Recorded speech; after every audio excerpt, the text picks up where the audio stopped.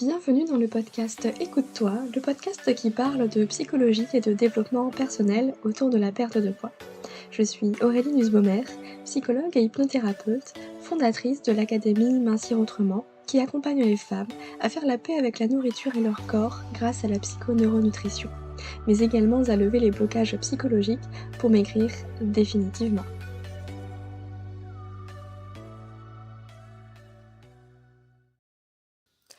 Bienvenue dans l'épisode numéro 62 du podcast Écoute-toi.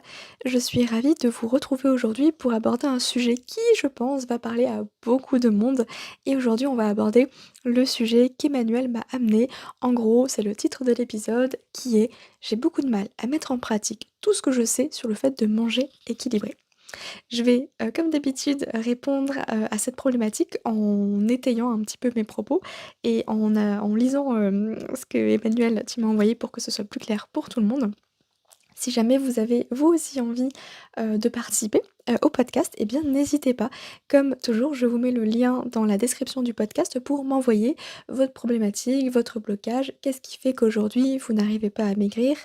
Pour que je puisse vous apporter justement mon œil, d'experte, mon œil de psychologue, ma façon de voir les choses par rapport au poids et peut-être débloquer certaines petites choses. Alors on est bien d'accord, c'est de manière très générale puisque, je ne peux pas vous poser des questions en direct. Néanmoins, c'est en général des sujets qui touchent tout le monde et ça peut apporter vraiment des pistes de réflexion différentes, donc vraiment n'hésitez pas, j'adore enregistrer ces épisodes et merci car chaque semaine, j'ai une nouvelle personne qui m'envoie, sa problématique et ça me permet justement de continuer sur cette lancée, donc merci à vous toutes et tous et on va commencer sans plus attendre, eh bien, l'épisode du jour. Emmanuel nous dit: «J'ai beaucoup de mal à mettre en pratique tout ce que je sais sur le fait de manger équilibré, ce qu'il faut éviter de manger avec abus, manger en conscience et cetera. Et il m'arrive aussi de manger mes émotions et de me jeter sur des trucs gras et salés quand je suis stressée, anxieuse et cetera. J'aime cuisiner, manger des légumes. Je prends la résolution d'en faire plus en achetant des surgelés et des conserves pour finalement toujours faire des pâtes et du riz comme accompagnement. Je commence à prendre un petit déjeuner équilibré, puis j'arrête aussi vite pour me contenter de café et parfois de biscuits artisanaux et pas industriels. Je n'arrive pas à tenir dans la durée. Et je pense que cette question de la constance, de la motivation, de la durée, elle touche énormément de personnes. Et d'ailleurs, je vous fais un petit spoiler, je suis en train de vous préparer un contenu gratuit justement sur le sujet. Alors, je ne suis pas encore totalement arrêtée si ce sera un épisode de podcast privé ou une vidéo secrète. Bref, je ne sais pas trop. Mais rassurez-vous, je suis en train de vous préparer quelque chose sur cette notion de tenir sur la durée, la discipline, le manque de motivation et cetera parce que c'est, je crois, le sujet, qui revient le plus, dans, ce que vous me faites parvenir. Donc revenons à l'épisode du jour. Le fait, d'avoir beaucoup de mal à mettre en pratique tout ce qu'on sait sur le fait de manger équilibré, eh bien, c'est simplement parce qu'on a beau savoir, ça suffit pas pour mettre en place. Et là, on va aller creuser un petit peu, tout ça et encore une fois, je vais faire la distinction entre le fait de manger équilibré et le fait de perdre du poids. Parce que manger équilibré, c'est un petit peu, la solution anti-régime. Néanmoins, le fait de manger équilibré, on va dire de le rééquilibrage alimentaire, enfin, je vais réussir à trouver mes mots.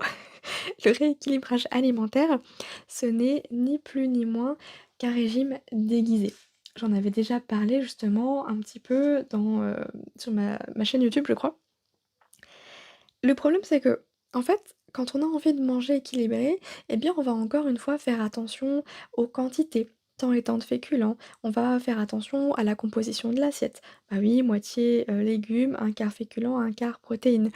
Et ça, bah, c'est problématique parce que, en réalité, ça nous déconnecte encore une fois de la base qui est nos sensations alimentaires. Manger équilibré, c'est bien pour la santé. Et encore une fois, je vais vraiment faire la distinction entre la santé et le poids. Parce qu'on peut tout à fait réussir à maigrir sans manger équilibré. Ça, vraiment, je vais vous le rabâcher encore et encore, même si je sais que c'est un peu difficile, ça a du mal à rentrer, ça paraît complètement improbable. Et pourtant, c'est pas du tout le fait de manger équilibré qui va vous faire maigrir. Je vais vous donner un exemple. Tout simplement parce que en réalité, si vous vous dites qu'à chaque repas, il faut que vous ayez légumes, féculents, protéines, avec en plus, tant et tant de portions, hein, voilà l'assiette parfaite là, qui est divisée en 3.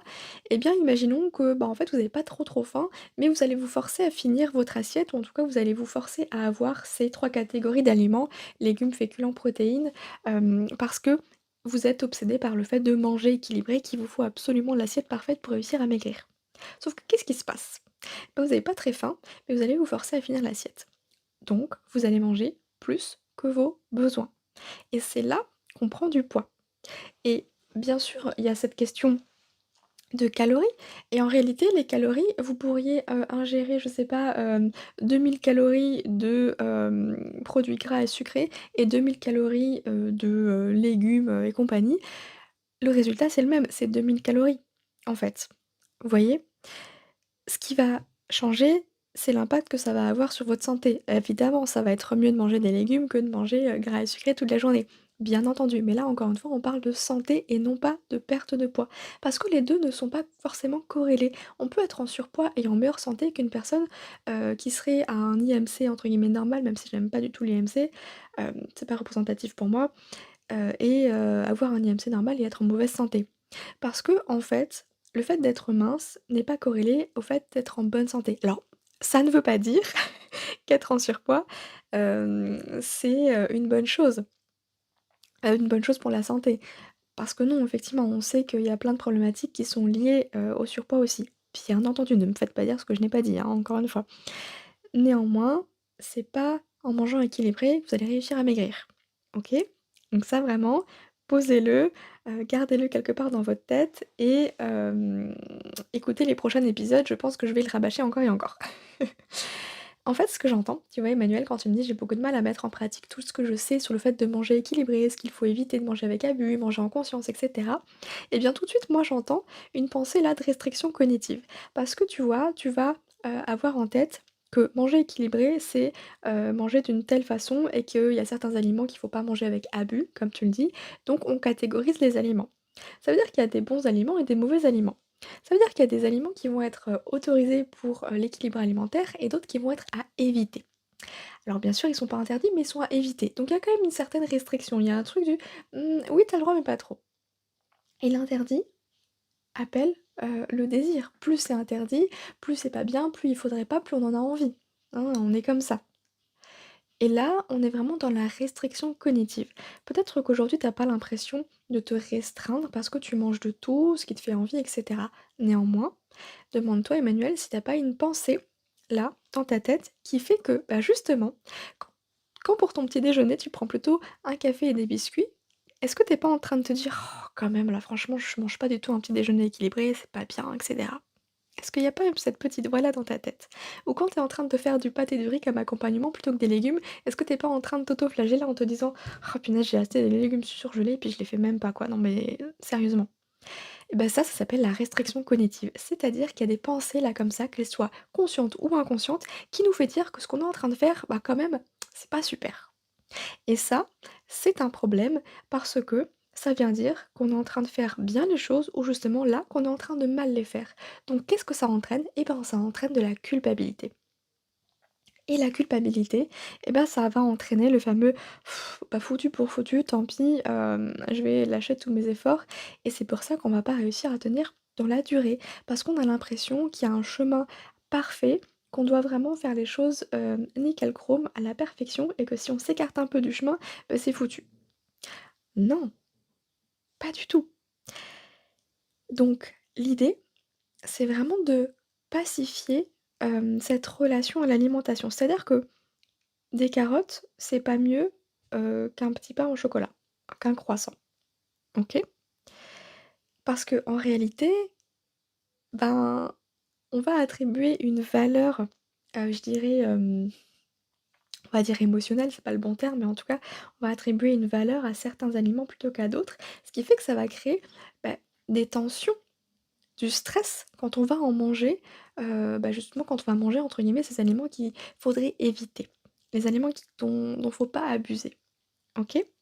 Donc forcément, bah, ça va pas aider, hein, sur le long terme. Parce qu'on est toujours en train de se dire: «Merde, bah, voilà, j'ai encore, fait n'importe quoi, je m'écarte, de ce qu'il faudrait, faire, de l'équilibre alimentaire» et cetera. Foutez-vous la paix. Vraiment, laissez-vous tranquille avec tout ça. Il y a pas de bons et de mauvais aliments, il y a pas d'aliments pour maigrir, ni pour grossir et cetera. Bref, tous les aliments sont bons à prendre. Le seul indicateur, c'est ton corps, c'est-à-dire tes sensations alimentaires, mais aussi ton plaisir. Parce qu'il faut pas oublier que pour réussir, à être rassasié, bah, on a besoin que ce qu'on mange nous fasse plaisir. Oscar Wilde le disait bien, «Le meilleur moyen pour résister à la tentation, c'est d'y céder». Et ça, bah, justement dans ce contexte-là, c'est totalement vrai. Et ça va me permettre de rebondir sur le fameux, concept de l'alimentation émotionnelle quand tu me dis qu'il t'arrive du coup de manger tes émotions et de te jeter sur des trucs gras et salés quand tu es stressée et anxieuse. Eh bien, là, je t'invite à distinguer les compulsions alimentaires des envies de manger émotionnelles. Parce que encore une fois, manger quand on est stressé ou anxieux, bah, c'est tout à fait normal. Ça nous arrive à tous et c'est OK. Ça fait partie, des moyens pour gérer nos émotions, pour réussir à les réguler. Le problème, c'est que, bah, l'industrie des régimes nous a dit qu'il fallait pas manger ses émotions, que c'était mal, il faut surtout pas grignoter, il faut manger que quand on a faim, tout ça, tout ça. Encore une fois, c'est faux. Le plaisir, il est vachement important et quand on est stressé, bah, effectivement, un carré de chocolat, ça peut nous faire du bien.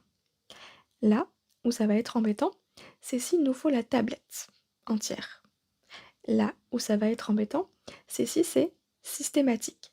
C'est si c'est la seule réponse pour gérer le stress.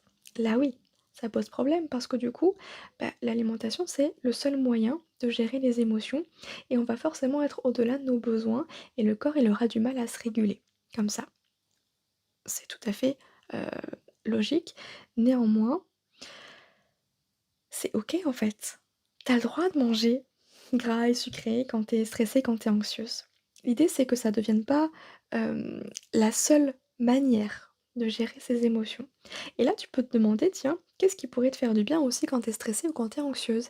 Parce que nos émotions, elles ont aussi un message à nous faire passer. Bah, justement, quel est le besoin derrière l'émotion qui vient? Quand c'est une émotion de stress, il y a peut-être besoin justement de souffler, d'être apaisé, de lâcher prise. Qu'est-ce qui peut te permettre de réussir à faire redescendre un petit peu tout ce stress? Ça peut être pourquoi pas de faire quelques exercices de respiration, comme la cohérence cardiaque.